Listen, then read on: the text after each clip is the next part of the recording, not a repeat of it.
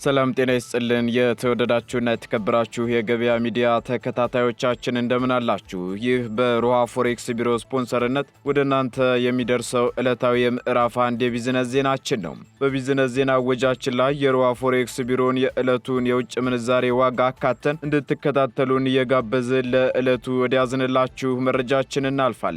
በቅድሚያም አርዕስቶችን እናስቀድም። የገቢዎች ሚኒስቴር ሁሉንም ህብረተሰብ የሚመለከት እስከ 500 ሺህ ብር የሚያስቀጣ የቅጣት እርምጃ መኖሩን አስታውቋል። በዝርዝር እናጋራችኋለን።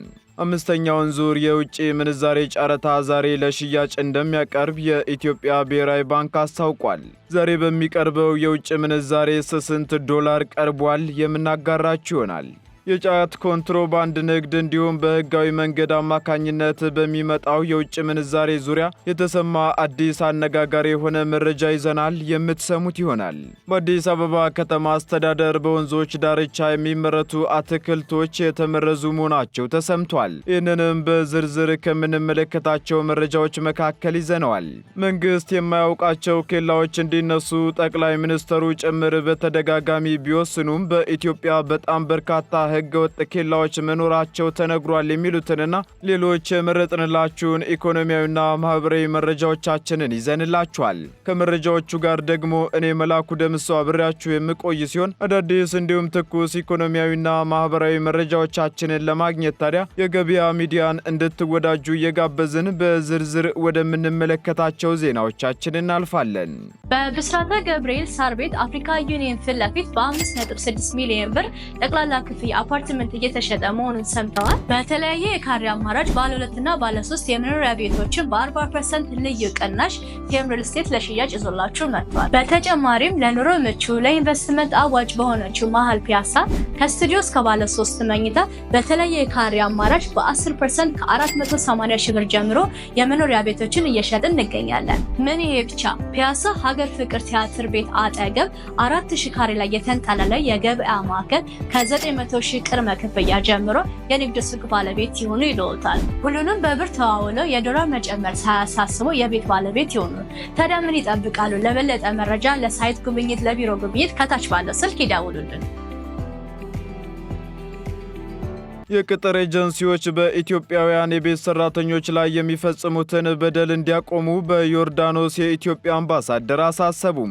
በተባበሩት አረብ ኤምሬቶችና ጆርዳን የኢትዮጵያ አምባሳደር ኡመር ሁሴን በኢትዮጵያውያን ሰራተኞች መብትና ጥቅሞች ላይ ያተኮረ ውይይት ከጆርዳን የሰራተኛ ሚኒስቴር ከፍተኛ ባለስልጣን አብዱላህ አልጃቦር ጋር ማካሄዳቸው ተነግሯል።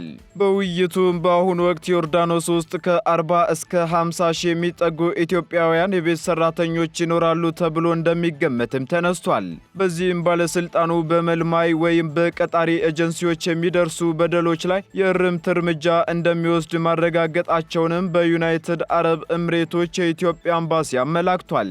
ኢትዮጵያና ዮርዳኖስ እንደ አውሮፓውያኑ አቆጣጠር በ2023 የተፈራረሙትን የሁለትዮሽ የሰራተኛ ስምምነትን ተከትሎ በርካታ ኢትዮጵያውያን የቤት ሰራተኞች ወደ ዮርዳኖስ በመጓዝ ላይ መሆናቸውን ከኤምባሲው የተገኘው መረጃ አመላክታል። እያንዳንዳቸው በቀን ከ40 እስከ 60 ሊትር ወተት የመስጠት አቅም ያላቸው ከ160 በላይ ላሞች በኢትዮጵያ አየር መንገድ ካርጎ ተጭነው ወደ ትግራይ ክልል መቀለ ከተማ መግባታቸው ተነገረም።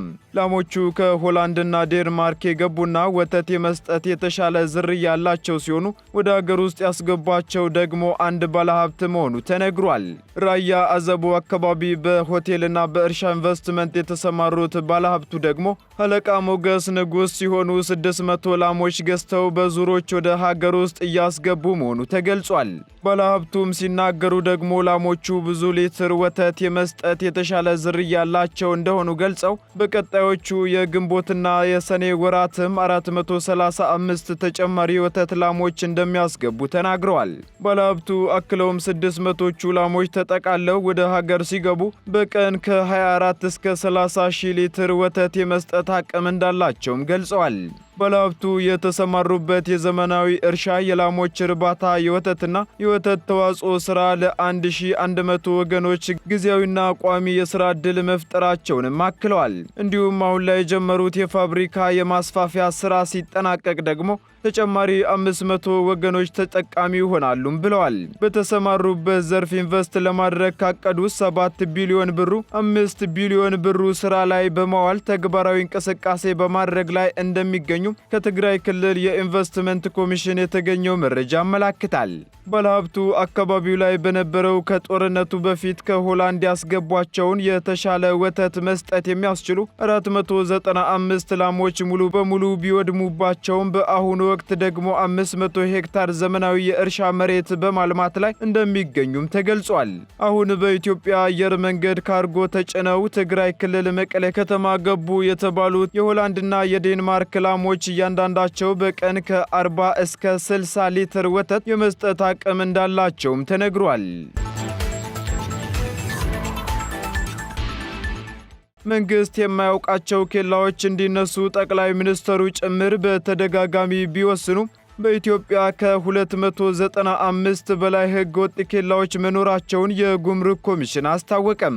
ይህ የተባለው ደግሞ የህዝብ ተወካዮች ምክር ቤት በትላንትናው ዕለት ባካሄደው 28ኛ መደበኛ ስብሰባው ወቅት ሲሆን በዚህ ወቅትም የገቢዎች ሚኒስቴርን የ9 ወራት የዕቅድ አፈጻጸም ገምግሟል። በዚህም በዕቅዱ አፈጻጸሙ ላይ ከምክር ቤት አባላት ጥያቄዎች የተነሱ ሲሆን በተለይም ከህገወጥ ኬላዎች ጋር የተያያዙ ጥያቄዎችና ሀሳቦች ተነሱ።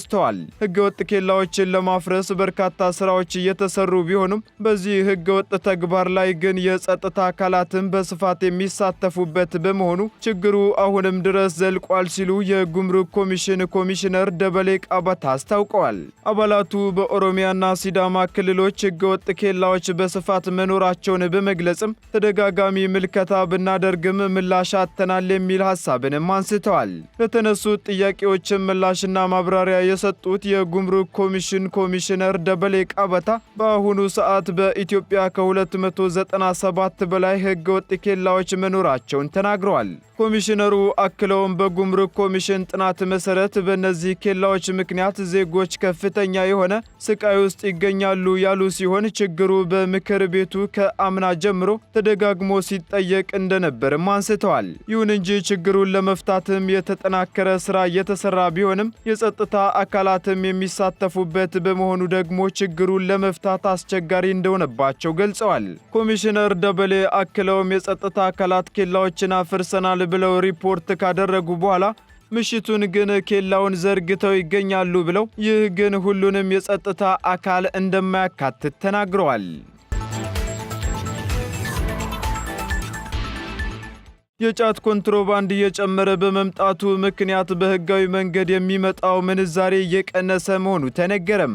ይህ የተባለው የህዝብ ተወካዮች ምክር ቤት በትላንትናው ዕለት ባካሄደው መደበኛ ጉባኤ ሲሆን የገቢዎች ሚኒስቴርን የ9 ወራት ዕቅድ አፈጻጸምም ገምግሟል። የገቢዎች ሚኒስቴርን በሚከታተለው የፕላን በጀትና ፋይናንስ ጉዳዮች ቋሚ ኮሚቴ የተዘጋጀውን ጥያቄ ያቀረቡት የቋሚ ኮሚቴ አባላቱ የጫት ምርት በህገወጥ መንገድ ወደ ውጭ ሲላክ እየተያዘ ያለው መጠን ከፍተኛ መሆኑን አንስተዋል። በግምገማውም በውጭ ንግድ ኮንትሮባንድ ከሚያዙ ሸቀጦች ከፍተኛውን ድርሻ የሚይዘው ጫት መሆኑን አንስተው ወደ ውጭ ከተላኩ ምርቶች የሚገኘው የውጭ ምንዛሬ ደግሞ ከሌሎች ምርቶች በተቃራኒው በተከታታይ ዓመታት በከፍተኛ ደረጃ እየቀነሰ እንደሆነም አስረድተዋል። በዘንድሮ 9 ወራት ደግሞ ባለፈው ዓመት ተመሳሳይ ወቅት ጋር ሲነጻጸር ከጫት የተገኘው 130 ሚሊዮን ዶላር ገቢ ወደ 90 ሚሊዮን ዝቅ ማለቱን ወይንም በ34 በመቶ ቅናሽ ማሳየቱም ተነግሯል። ኮንትሮባንድ አገሪቱ ከዘርፉ ማግኘት የሚገባትን ጥቅም ማሳጣት ብቻ ሳይሆን በአርሶ አደሮች ገቢ ላይ ያለው ተጽዕኖ ቀላል ባለመሆኑ የጫት ንግዱ ህጋዊ መስመሩን በመተው በህገ ወጥ መንገድ ወደ ውጭ ለመላክ ለሚደረገው እንቅስቃሴ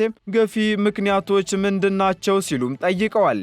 ይህን ተከትሎም የገቢዎች ሚኒስትሯ ወይዘሮ አይናለም ንጉሴ ባቀረቡት ሪፖርት መሰረትም በ9 ወራት ግምታዊ ዋጋቸው 13.2 ቢሊዮን ብር በገቢ እንዲሁም 2.4 ቢሊዮን ብር የሚገመቱ ደግሞ ወጪ ኮንትሮባንድ ዕቃዎችና ህገወጥ ገንዘቦች በቁጥጥር ስር መዋላቸውን ተናግረዋል። እንዲሁም ደግሞ በኮንትሮባንድ ተጠርጥረው የተያዙ 136 ተሽከርካሪዎች፣ በቱሪስቶች ገብተው ያልወጡ ደግሞ 27 ተሽከርካሪዎች፣ በሌሎች ምክንያቶች 31 ተሽከርካሪዎች በድምሩ 207 ተሽከርካሪዎች መያዛቸውንም አክለዋል። በኮንትሮባንድ ተሳትፎ የተገኙ 1105 አዘዋዋሪዎችም በቁጥጥር ስር መዋላቸውን በጉምሩክ ኢንተለጀንስ መንግስት ሊያወጣው የነበረ 162 ቢሊዮን ብር ማዳን መቻሉንም እንዲሁም በ9 ወራት ከስነ ምግባርና ከዲሲፕሊን ጉድለት ጋር በተያያዙ በቀረቡ ጥቆማዎች ደግሞ 17 ሰራተኞች ከስራ መሰናበታቸውንም ሚኒስትሯ ተናግረዋል። በአዲስ አበባ ከተማ አስተዳደር በወንዞች ዳርቻ የሚመረቱ አትክልቶች የተመረዙ መሆናቸው ተሰማም። በከተማዋ ለምግብነት የሚውሉ የተለያዩ አትክልቶች ከወንዝ ዳርቻና ከፋብሪካ በሚወጡ መርዛማ ኬሚካሎች የተመረዙ መሆናቸውን የአዲስ አበባ ከተማ አስተዳደር አካባቢ ጥበቃ ባለስልጣን አስታውቋል። ባለስልጣኑ ይህን ያለው በትላንትናው ዕለት የ9 ወራት የቅንጅት ስራዎችን የዕቅድ አፈጻጸም ከባለድርሻ አካላት ጋር በገመገመበት ወቅት ነው። በግምገማውም የአየር ብክለት በከተማዋ ከፍተኛ ስጋት መደቀኑንና በአዲስ አበባ ከተማ በወንዞች ዳርቻ የሚበቅሉ አትክልቶች በሙሉ የተመረዙ መሆናቸውን የተናገሩት ደግሞ የከተማ አስተዳደሩ የአካባቢ ጥበቃ ባለስልጣን ምክትል ስራ አስኪያጅ አቶ እንግዳሰው ወልደ ጊዮርጊስ ናቸው። በዚህም ከተማዋ በተለያዩ በካይ ጋዞች ተበክላለች ያሉት ምክትል ስራ አስኪያጁ ይህንን ደግሞ ለመከላከል እየተሰራ መሆኑን አንስተዋል። ከአገልግሎት ሰጪ ተቋማት ከግልና ከጋራ መኖሪያ ቤቶች የሚመነጩ ፈሳሾችን በመስመር ለማስወገድና ብክለትን ለመከላከል መታቀዱንም አስረድተዋል። በእቅዱ መሰረትም በአቃቂ ተፋሰስ 281.48 ሜትር ኪዩብ ፍሳሽ እንዲሁም በቃሊቲ ተፋሰስ 10.07 ሜትር ኪዩብ ፈሳሽ፣ በምስራቅ ተፋሰስ ደግሞ 3.02 ሜትር ኪዩብ እና ባልተማከለ የፍሳሽ ማጣሪያ ጣቢያዎች ደግሞ 3.61 ሜትር ኪዩብ ፍሳሽ መከላከል መቻሉን በሪፖርቱ ተመላክቷል። እንዲሁም 153 ድርጅቶችና 210 ግለሰቦች በድምሩ 363 አካላት ሕግ በመተላለፋቸው ደግሞ እርምጃ እንደተወሰደባቸው የተገለጸ ሲሆን በአጠቃላይ 66 ሚሊዮን ብር በላይ ቅጣት መጣሉን ሪፖርተር አስነብቧል። በአምስተኛው ዙር የውጭ ምንዛሬ ጨረታ 60 ሚሊዮን ዶላር ዛሬ ማለትም ሚያዝያ 29 ቀን 2017 ዓ.ም ለሽያጭ እንደሚያቀርብ የኢትዮጵያ ብሔራዊ ባንክ አስታወቀም። በዚህም በጨረታው መሳተፍ የሚፈልጉ ባንኮች የሚያቀርቡትን ዋጋ ዛሬ እንዲያስገቡም ብሔራዊ ባንክ ጥሪውን አቀርቧል። ለዛሬ የታቀደው ጨረታም ኢትዮጵያ የውጭ ምንዛሬ ስርዓት ለውጥ ካደረገች ከሐምሌ 2016 ዓ.ም ወዲህ ለአምስተኛ ዙር ሲሆን ብሔራዊ ባንክ ባለፉት 4 ዙሮች ባካሄዳቸው ጨረታዎች በድምሩ 355 ሚሊዮን ዶላር ለተላላፊ ባንኮች አቅርቧል። የብሔራዊ ባንክ ገዢ አቶ ማሞ ምረቱ በየ2 ሳምንት ልዩነት ተመሳሳይ ጨረታ እንደሚካሄድ ባለፈው መጋቢት ወር መጨረሻ ገደማ ማንሳታቸው ይታወሳል። በዚሁ መሰረትም የሚካሄደው ጨረታ እስከ 2017 በጀት ዓመት መጨረሻ ድረስ እንደሚካሄድ የብሔራዊ ባንክ መረጃ ያመለክታል። ከነዚህ ጨረታዎች የሚቀርበው የውጭ ምንዛሬ መጠንም በወቅቱ ያለውን የውጭ ምንዛሬ ፍላጎት በማገናዘብ እንደሚሆንም አቶ ማሞ ምረቱ በዚህ ወቅት ተናግረው ነበር። በዚህም መሰረት ባለፈው መጋቢት ወር መጨረሻ በተካሄደው ጨረታ 50 ሚሊዮን ዶላር ለጨረታ የቀረበ ሲሆን በዚህ ጊዜ ለ1 ዶላር የቀረበው አማካኝ ዋጋም 131 ብር ከ7 ሳንቲም ሆኖ ተመዝግቧል። በተመሳሳይ ሚያዝያ ወር ላይ የመጀመሪያ ሳምንት በተካሄደ ጨረታ ደግሞ 70 ሚሊዮን ዶላር ለጨረታው የቀረበ ሲሆን ለ1 ዶላር በአማካኝ 131 ብር ከ1 ሳንቲም ሆኗል። እንዲሁም የዛሬው ጨረታ ውጤት ደግሞ አመሻሽ 11 ሰዓት ላይ ይፋ እንደሚደረግ ብሔራዊ ባንክ በሰጠው መረጃ አስታውቋል።